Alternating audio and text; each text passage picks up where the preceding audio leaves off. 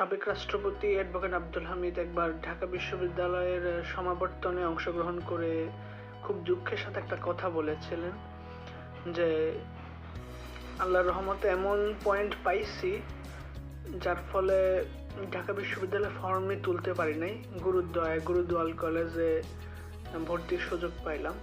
তো আমার কালকের ঘটনা দেখে একটা কথা মনে পড়লো আর কি, যে এই যে আজকে হচ্ছে মাননীয় প্রধানমন্ত্রী জনাব তারেক রহমান সাহেব ঢাকা বিশ্ববিদ্যালয়ে যাচ্ছেন সিনেটের মিটিং শহরের বিভিন্ন গুরুত্বপূর্ণ কাজে, উদ্বোধন সহ বিভিন্ন কাজে যাচ্ছেন।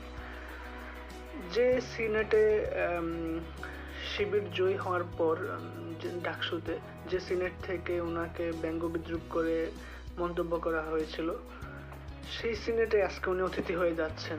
ভাগ্যের কি লীলা খেলা দেখুন। আসলে আল্লাহ কার ভাগ্য কোথায় লিখে রেখেছে কেউই জানে না।